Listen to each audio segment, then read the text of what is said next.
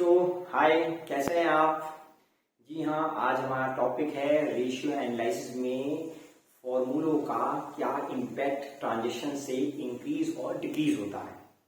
बेटा ये टॉपिक बहुत इंपॉर्टेंट है। Class 12th CBSE board, ICSE board, ratio analysis BCom में भी है बेटा, कॉर्पोरेट अकाउंटिंग में है, डिफरेंट सब्जेक्ट और क्लासेस में ये है बेटा।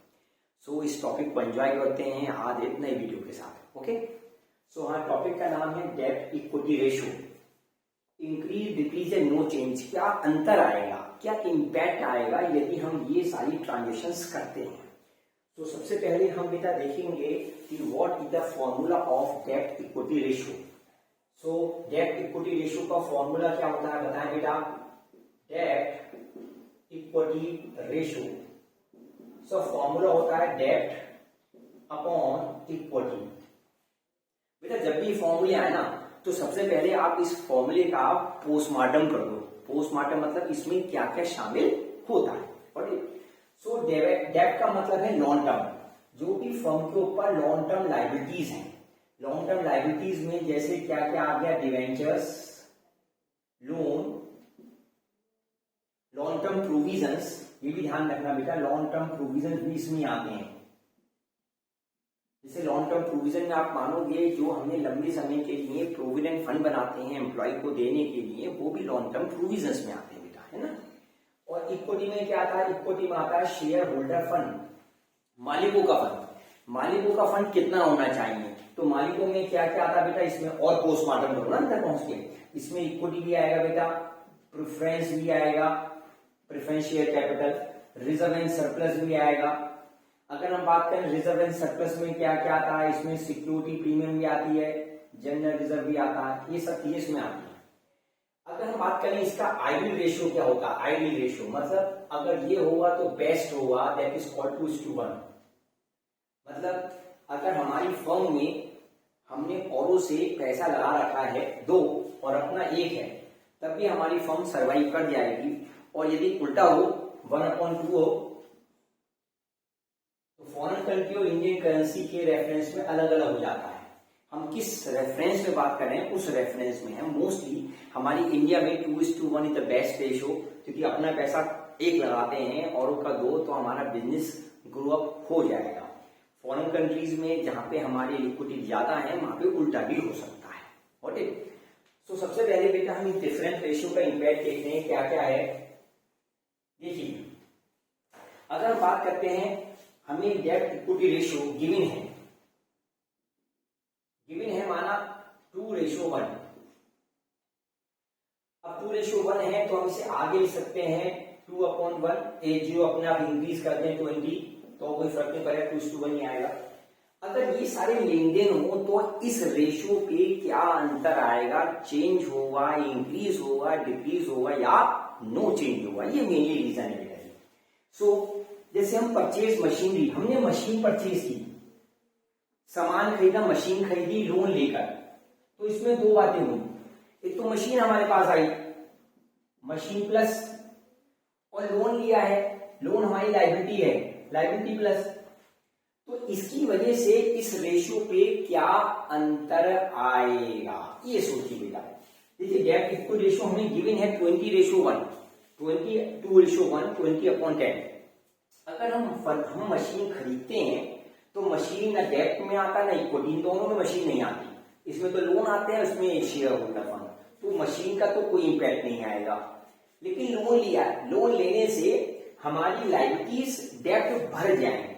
तो देखिए बेटा, डेब्ट हमारे इन दोनों के बीच जो रिलेशनशिप है, दोनों हमारे न्यूमरेटर्स में है, तो यदि हमारे डेब्ट ज्यादा होंगे तो हमारे ये रेशियो भी ज्यादा होगा।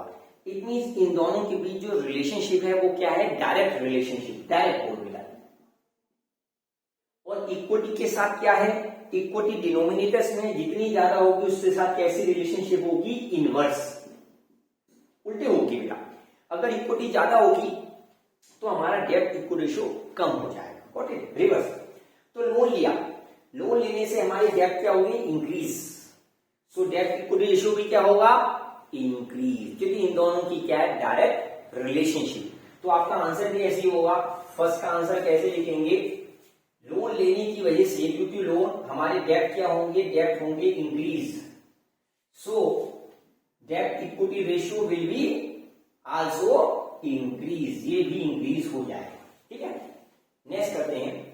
हमने फर्नीचर बेचा, 40,000 का फर्नीचर 50,000 में बेचा, तो हमारे पास से गया क्या, फर्नीचर, आया क्या, कैश। तो हमारी बातें करते हैं, एक तो फर्नीचर हमारे पास से गया माइनस, और कैश हमारे पास आया, वो क्या हो जाएगा, प्लस।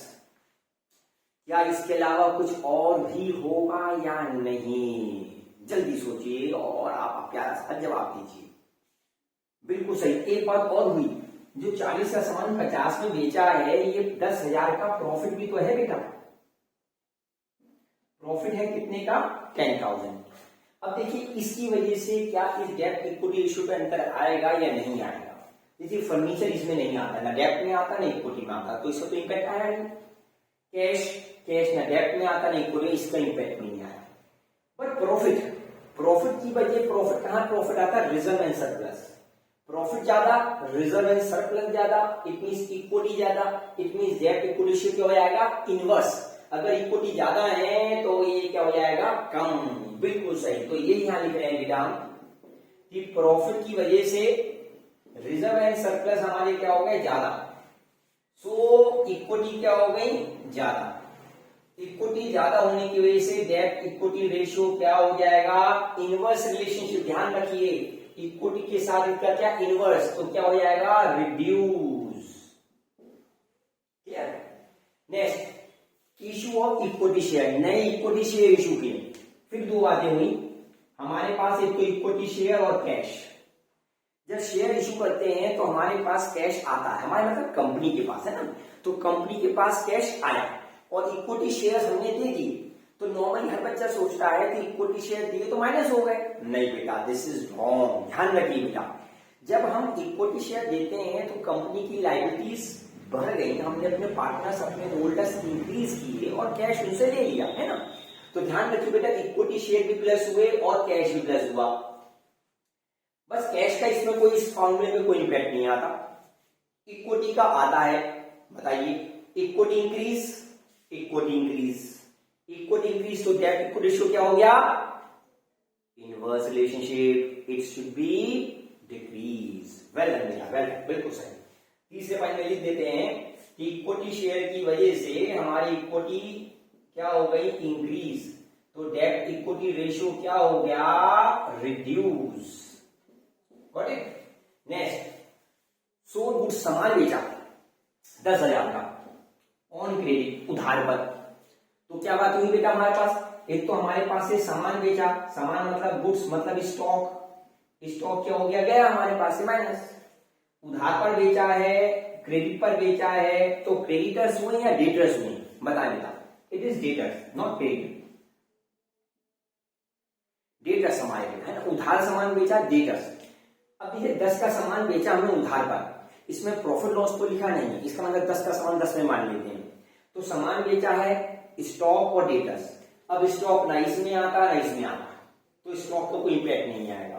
ऐसी डेटर का इस पर कोई इंपैक्ट नहीं आया, डेटर ना इसमें, डेटर और डेट में अंतर है, डेट होते हैं लॉन्ग टर्म लायबिलिटीज और डेटर्स होती है हमारी करंट एसेट्स। तो डेटर का इसमें कोई इंपैक्ट नहीं आएगा, it means there is no change, हमारे इसमें कोई भी चेंज नहीं होगा। No change in fourth part, no change on debt equity ratio. Purchase stock, सामान खरीदा, परचेज स्टॉक सामान खरीदा, आया क्या, सामान स्टॉक प्लस, और खरीदा है तो कैश हमारे पास से गया या आया बेटा, कैश गया, तो इसका भी इस पर कोई इंपैक्ट नहीं आएगा, क्योंकि स्टॉक और cash both is not include in date equity ratio.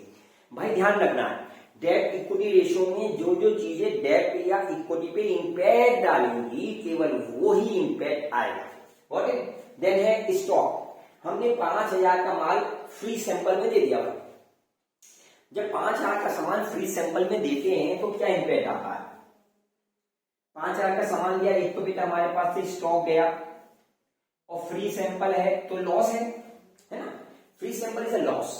ये ध्यान रख, फ्री में सामान देते हैं तो हमें लॉस हुआ, हमारे स्टॉक भी गया है और हमें लॉस भी हुआ है। सो इसी चीज का इंपैक्ट हमें ध्यान से देखना है। अगर आपको ध्यान है कि हमने स्टॉक का इंपैक्ट डाला है तो आपको इसमें आसानी से समझ में आएगा, स्टॉक इसमें नहीं आता, सो इट नॉट इंक्लूड। अब भाई फ्री सैंपल में दिया है, फ्री सैंपल में देते हैं तो हमारा लॉस होता है क्योंकि हमने एक्सपेंसेस दिए बेटा। फ्री सैंपल है तो लॉस है, लॉस में हमारे प्रॉफिट कम हो जाएगा, इसमें इक्विटी को जाएगी कम और डेट इक्विटी रेशियो जाएगा ज्यादा।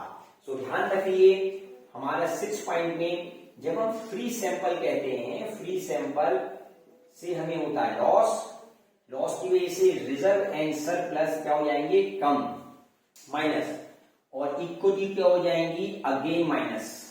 सो date equity ratio will be increase हो जाएगा।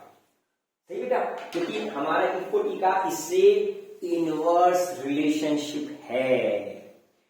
इसके बाद बेटा मैं सेम इसी पैटर्न पे क्वेश्चन आपको दिखाता हूं, उसको प्रैक्टिस कीजिएगा जिससे आसानी से आपको और क्लियर हो जाए। ये बेटा क्वेश्चन है जिसमें डेब्ट टू रेशियो 2:1 दे रखा है और इसमें लिखा है state given reason whether increase decrease no change, और इसमें कई सारे हमें पॉइंट ट्रांजेक्शन दे रखी हैं, इसी ट्रांजेक्शन को हम देखते हैं। सही है, देखिए इसका सॉल्यूशन में आपको दिखा दिया मैंने। इसमें हमारे डिफरेंट इंक्रीज डिक्रीज टेबल इस तरह रिप्रेजेंट किया जा सकता है। सो आप अपने अकॉर्डिंग प्रैक्टिस कीजिए और इसको स्क्रीनशॉट लेके आप कर सकते हैं। सो बेटा इस वीडियो में हमने डेब्ट इक्विटी रेशियो पे आने वाले इंपैक्ट को देखा। नेक्स्ट वीडियो में हम अगले रेशियो के इंपैक्ट को कंसीडर करेंगे। Okay, good day, good luck, bye बेटा, फिर मिलेंगे, सी यू।